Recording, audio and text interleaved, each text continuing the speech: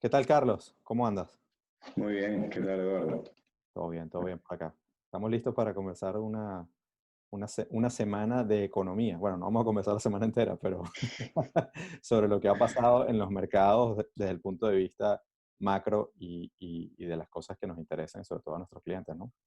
Perfecto, cuéntame qué has visto esta semana en los mercados. Bueno, esta semana ha sido muy interesante porque tenemos el principal, digamos, indicador que ha llenado las noticias es que el índice del dólar se ha debilitado relativamente, ¿no? Veníamos de un periodo en el cual el dólar se había fortalecido considerablemente y esta Ujú, semana ha tenido varias sesiones consecutivas de debilidad, sobre todo con respecto a las monedas de mercados emergentes, ha corregido muchísimo. sí, Entonces, evidentemente, eso responde o ha tenido un efecto sobre otros mercados. Vemos que la volatilidad en el mercado accionario, sobre todo en los Estados Unidos, medio por el VIX, está comenzando a repuntar. Sin embargo, todavía se encuentra relativamente suprimida por la acción de los bancos centrales. Pero en paralelo, precisamente por esa acción de los bancos centrales, también tenemos un pequeño repunte hacia el final de esta semana del oro, como medidor ujú, un poquito de ese hedging que la gente está buscando hacer.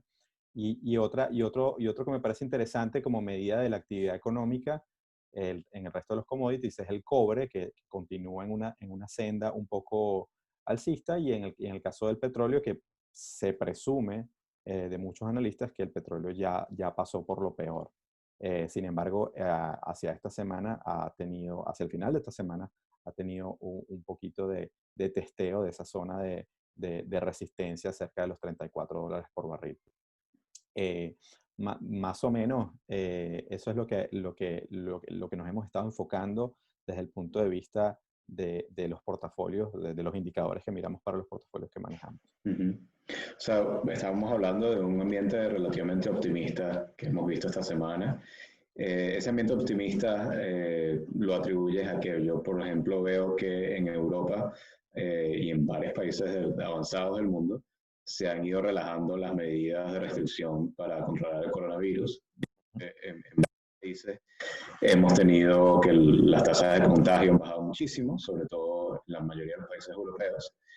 Quizás un poco preocupante en Estados Unidos y en otros países como en Brasil y Rusia, las tasas de contagio siguen bastante altas. Sí. Sin embargo, en los Estados Unidos también se ha hecho una relajación muy, digamos, una buena relajación de las medidas, al igual que en Europa.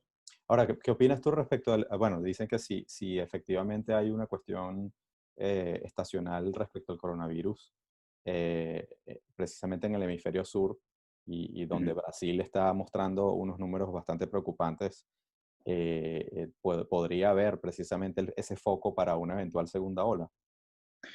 Mira, viendo pandemias anteriores históricamente, sí ha habido esta estacionalidad en los virus y sí se ha hablado de que puede haber, el coronavirus se puede poner más fuerte en el hemisferio sur durante el verano en el hemisferio norte y luego podría volver en el otoño al hemisferio norte. Sin embargo, no existe evidencia de que eso esté sucediendo con el coronavirus actual, porque si te fijas, países como Ecuador, fueron uno de los primeros países, de hecho, el primer país de Latinoamérica donde hubo un brote muy severo, precisamente en la ciudad de Guayaquil, que es una ciudad costera muy calurosa.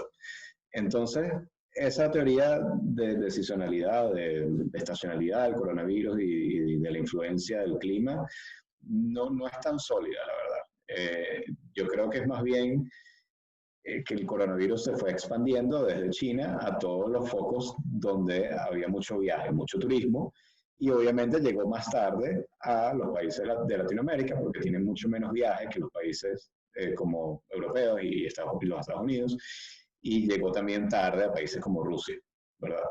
Entonces yo creo que algunos países están rezagados con respecto a otros, pero la evolución del coronavirus es relativamente similar en países tanto tropicales como templados, ¿no? Hasta ahora, al menos eso es lo que yo he visto.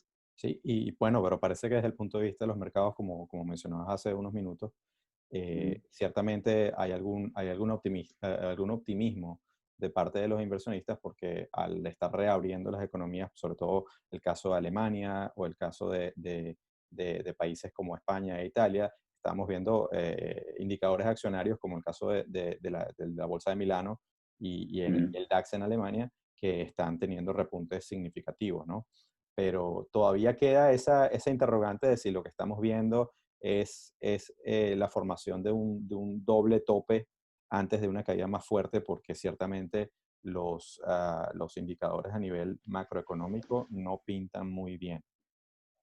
Exactamente. Una posibilidad de que pueda haber, de que no estamos en un bull market, o sea, un mercado alcista de tendencia a largo plazo alcista, sino lo que llaman un bear market rally, o sea, un mercado alcista dentro de un mercado bajista, no sé exactamente cómo lo llaman en español.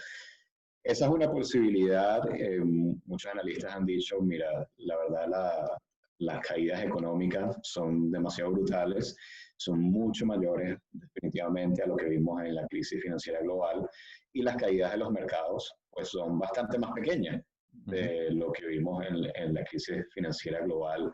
¿Y por qué?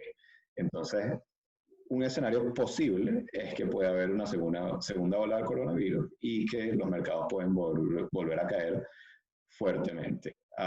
Ahora, eso es solamente un escenario posible, no lo veo yo como el escenario principal de mayor probabilidad. ¿Por qué? Por varias razones.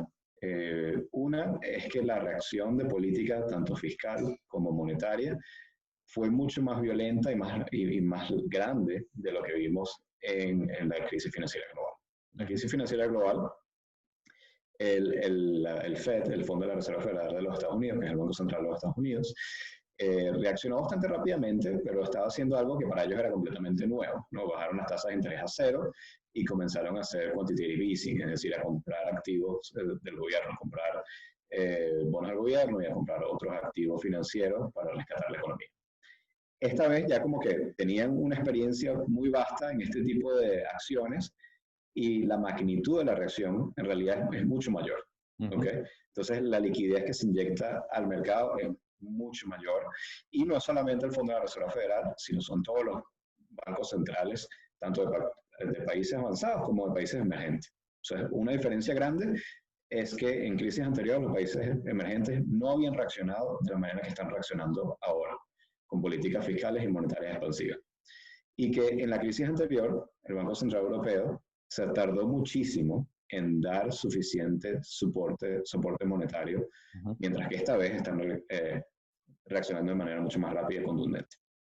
Ahora, ese es un factor. El mundo tiene una necesidad de dólares brutal en este momento. Y aunque, o sea, me interesa mucho ese punto que comentas de los bancos centrales en los países emergentes, porque ciertamente tienen una capacidad mucho más limitada, o parece que tienen una capacidad mucho más limitada de hacer algo como con la contundencia y fuerza que lo puede hacer la Reserva Federal, porque sencillamente hay una interdependencia, ¿no? O sea, al final del día la Reserva Federal es la dueña de la impresora de dólares, si se quiere, y Sí. el resto de las economías son muy dependientes y de hecho están bastante expuestos a los movimientos del dólar.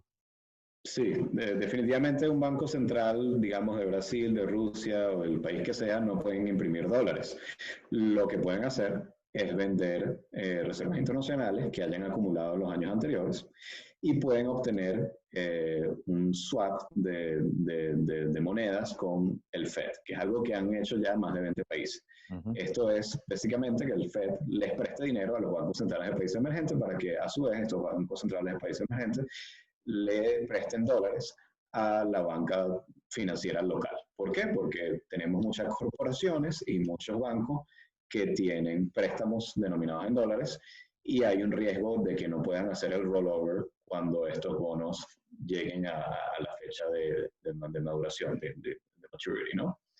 Entonces, lo bueno, lo positivo, es que los bancos centrales de países emergentes grandes han logrado o tener swaps con el FED para esas líneas de préstamo, o ambas cosas en muchos casos. Tienen grandes fondos de reservas internacionales que pueden vender para proveer liquidez a sus mercados financieros domésticos. Ese es el caso, por ejemplo, de Rusia, es el caso, por ejemplo, de de Brasil, es el caso obviamente de China también. No es el caso de otros países que tienen muy bajas reservas, como por ejemplo Turquía, como por ejemplo Argentina, ¿ok? Para dar ciertos ejemplos concretos. Entonces, obviamente, en los mercados emergentes hay bastante riesgo de liquidez y eso es la razón, esa es una de las razones por las cuales el dólar había estado en una tendencia alcista hasta ahora en la crisis. Um, Ahora volviendo a si hay otro double dip, si los mercados se van si este no es realmente un mercado alcista, sino una pequeña alza dentro de un mercado bajista. Otra razón que pienso por la cual no necesariamente la corrección que se viene, si es que viene, va a ser tan brutal como la primera baja cuando comenzó la crisis, es que es la política básicamente y lo que llamamos un economic pain threshold, lo llamo, o sea, el límite el umbral de dolor económico Sí. que los países y los ciudadanos estaban dispuestos a soportar para poder, digamos, disminuir el número de muertes y el número de contagios por el virus. Ese umbral de dolor básicamente ya se ha llegado al límite.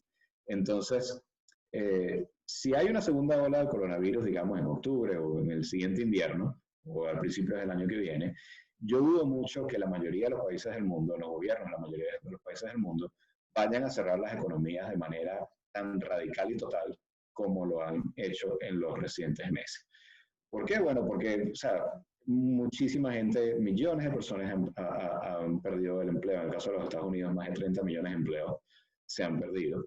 Y millones y millones de empleos se han perdido en muchos casos de manera temporal, pero en otros casos de manera permanente, si las empresas en donde ellos estaban empleados simplemente se van a la quiebra.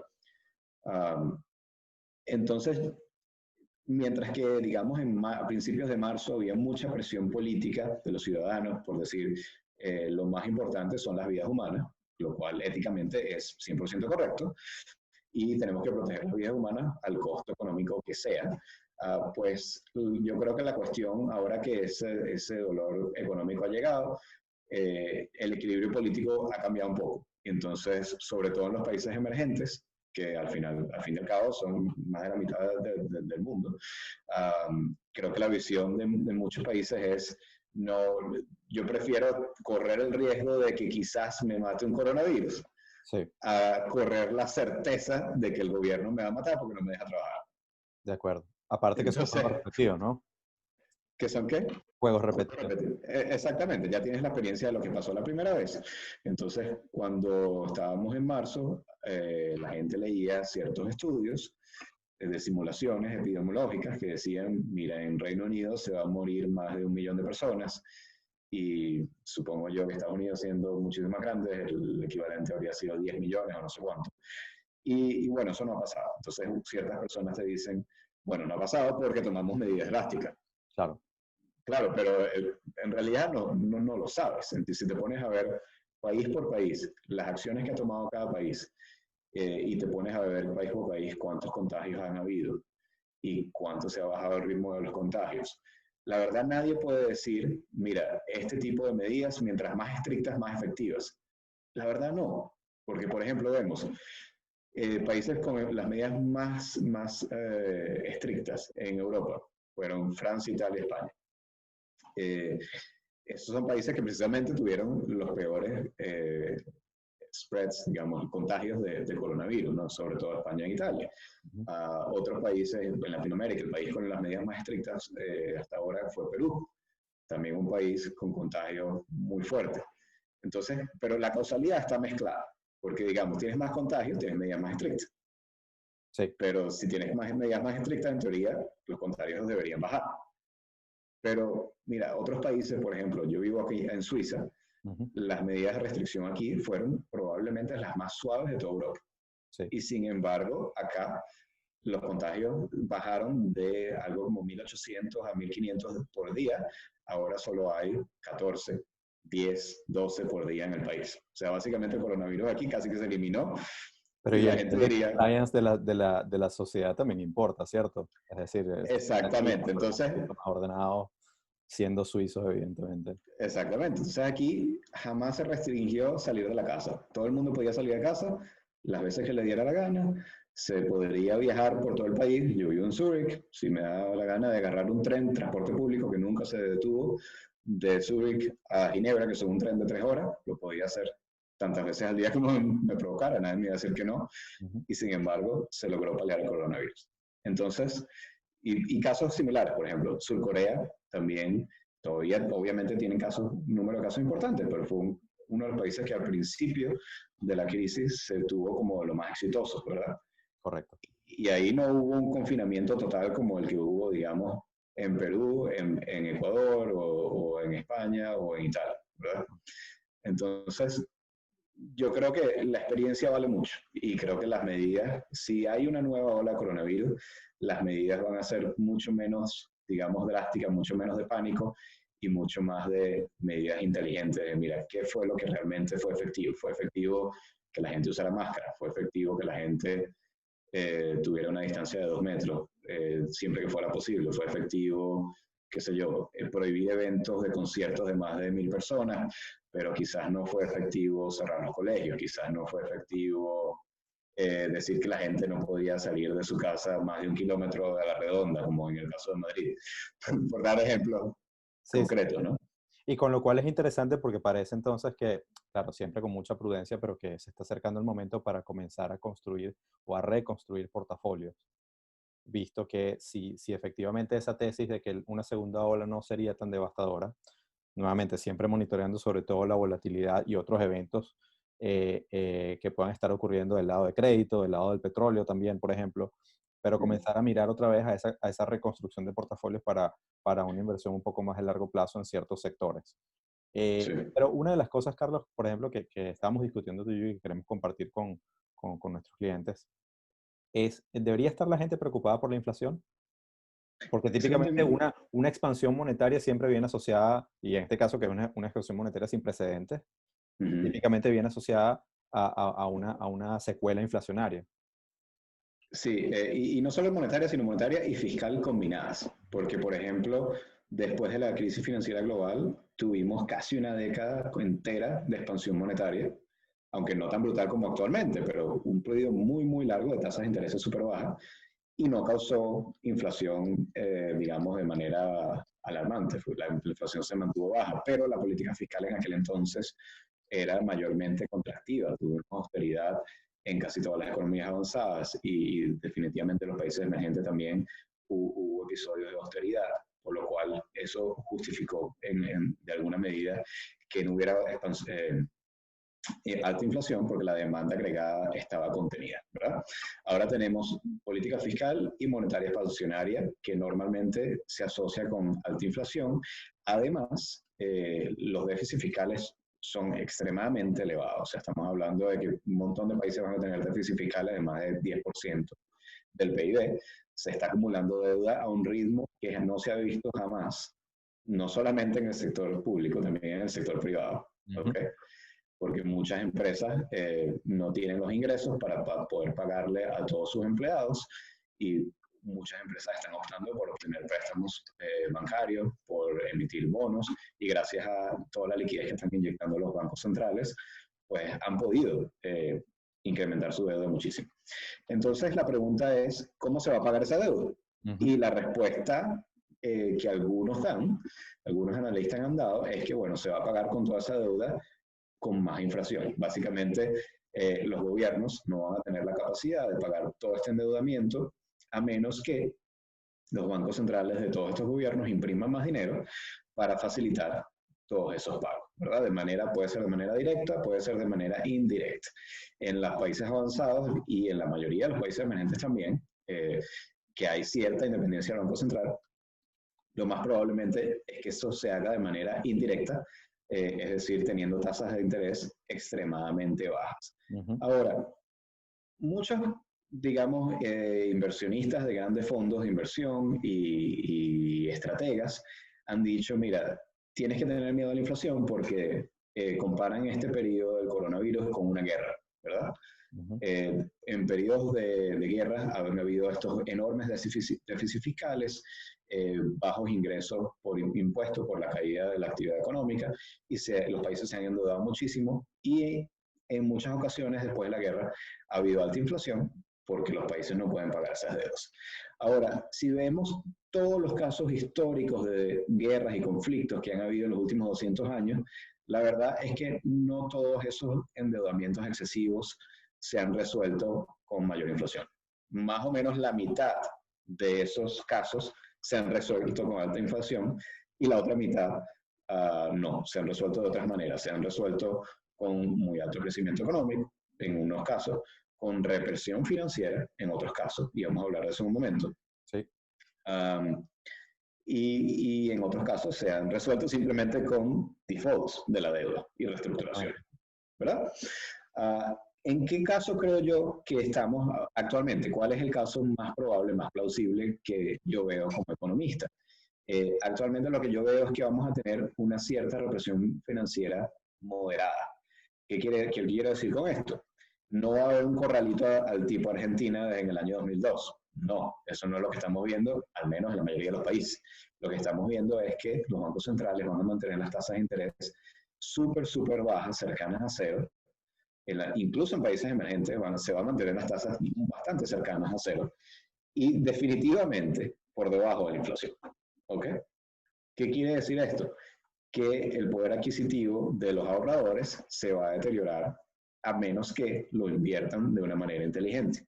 ¿Qué quiero decir con esto? Bueno, normalmente, ¿qué activos financieros se benefician en ambientes que son inflacionarios o que no son inflacionarios, pero en los cuales la tasa de retorno de los activos financieros seguros es negativa, que es el caso cuando tienes tasas de interés negativas? O tasas de interés por debajo de la inflación, no necesariamente negativas. Intereses reales, pues. Intereses reales negativas, exactamente.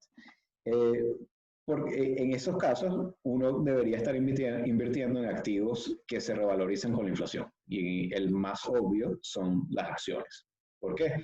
Porque si tienes un bono o cualquier activo de renta fija, te paga una tasa de interés que está fija. Y digamos, si es la tasa de interés es de 0,5% y la tasa de inflación es de 2%, pues obviamente tú estás perdiendo con seguridad 1,5% cada año.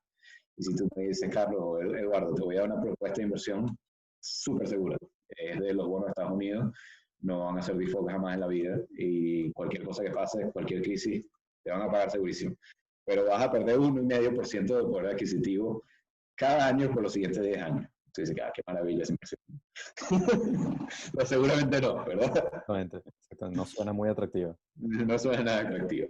Por el contrario, si uno invierte en acciones, pues y hay inflación, digamos, de 2% en promedio en los siguientes años, en los países emergentes quizás 3%, 4% por año, pues los precios de los bienes y servicios que estas empresas venden suben junto con la inflación y por lo tanto los precios de las acciones van a subir también junto con la inflación, porque igualmente los beneficios, las ganancias de estas empresas subirán con la inflación. Entonces es una manera de protegerse no solamente de la inflación alta, que no estoy viendo un escenario en el que vayamos a tener inflación alta, pero sí estoy viendo un escenario en el que las tasas de interés por los siguientes al menos 10 años se van a mantener por debajo de la inflación. ¿Okay? Entonces, esa es una manera. Otras maneras que la gente está hablando de protegerse de la inflación o por proteger el poder adquisitivo del dinero es, por ejemplo, comprar oro. Sí. Y eso también puede ser un activo interesante, sobre todo cuando tienes una gran incertidumbre sobre el panorama económico en general y el panorama financiero también. Ahora, y creo que tú puedes hablar un poco más que yo de las dinámicas del oro al corto plazo.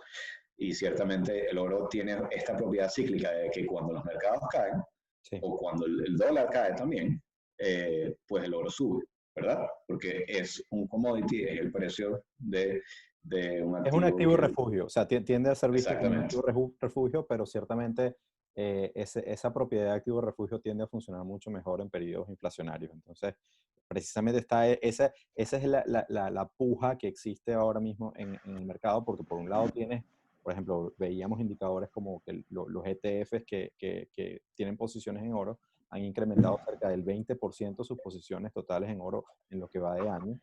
Y esto, a la par, del oro físico que es en lo que los grandes inversionistas se están posicionando, está impulsando muchísimo ante precisamente la respuesta monetaria que en algunos casos se espera que genere inflación, pero tal cual como has mencionado tú, quizá no estamos en ese entorno inflacionario por la situación macroeconómica subyacente.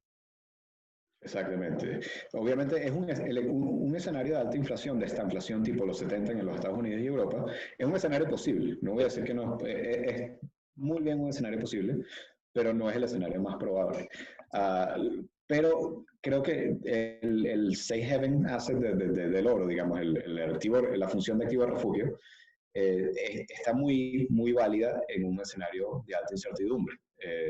Porque si los mercados caen, los mercados financieros, pues el oro tiende a subir también. O sea, digamos, el oro no es solamente refugio en contra de la inflación, o sea, el activo alternativo al dinero, que es lo que ha sido históricamente en la humanidad, también es el activo alternativo a los activos de riesgo, porque es el activo, se ve como el activo más seguro. Entonces, dos puntos quiero hacer. Para invertir en el corto plazo, creo que el oro tiene una función muy importante en la crisis actual, dada la incertidumbre, y una pequeña parte de tu portafolio, tenerla en oro como una cobertura de riesgo, me parece muy relevante. Pero para que si un ahorrista, digamos, diga, yo no quiero invertir en activos financieros porque soy muy averso al riesgo, Sí. y los mercados están muy volátiles, entonces yo voy a poner todos mis ahorros en oro y con una perspectiva de ahorrar por los siguientes 10 años. ¿Sería eso inteligente? Mira, probablemente no. ¿Por qué? Um, Porque el oro no es el tipo de activos que sube permanentemente. El oro tiene periodos en el cual, porque hay mucha incertidumbre o porque hay alta inflación, tiende a subir, y también tiene periodos en los cuales, porque la incertidumbre es baja, porque los mercados son alcistas, hay optimismo económico, lo cual obviamente no es el caso actualmente, pero va a ser el caso quizás en 2 años, cuando empecemos a ver una recuperación. Y en otro episodio podemos hablar de qué tipo de recuperación podemos esperar. En un ambiente positivo, los precios del oro, de hecho, tienden a ir a la baja. Entonces, Sí. por ejemplo, si una persona hubiera invertido en oro en el año 2009, ahorita mismo estuviera positivo, hubiera tenido retornos tanto nominales como reales positivos. Los nominales serían alrededor de 80 y pico por ciento. Luego podemos poner la gráfica con los números específicos. Sí.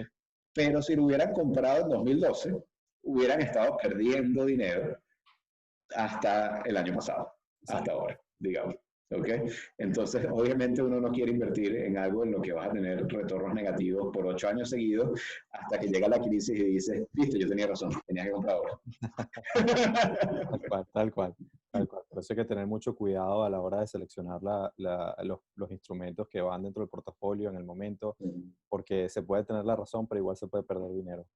Entonces, ese es el consejo. Bueno, nosotros continuamos viendo, o sea, qué nos espera para la semana que viene. Seguimos monitoreando, evidentemente, la situación de reapertura de las economías, sobre todo en Europa, pero también en los Estados Unidos con la situación política que se está preparando, digamos, está creciendo una tensión por eventos policiales, eventos de disturbios que están, digamos, perturbando el ambiente. Pero también vemos, continuamos monitoreando precisamente el precio del oro y de aquellos indicadores que nos dan un poco ese feedback sobre la actividad económica. Como mencionábamos, vemos mucho el precio de los commodities, estamos viendo el precio del petróleo, que de momento los volúmenes están bajísimos, pero continúa. Hay indicadores como, por ejemplo, el caso de las reservas de petróleo estadounidenses en Cushing, ya están volviendo a sus valores medios de hace 5 años. Entonces, todavía, nuevamente, salvo que haya cualquier incidente, sobre todo en el Medio Oriente, o tensiones geopolíticas, pues podríamos estar viendo la construcción de un piso sólido para una subsiguiente, un suficiente crecimiento del precio del petróleo. Pero continuamos también monitoreando, evidentemente, qué sucede con la economía. Entonces, Carlos, yo te agradezco mucho el acompañamiento por esto. Y si quieres dar algún comentario de cierre. No, perfecto. Yo creo que lo ha cerrado muy bien.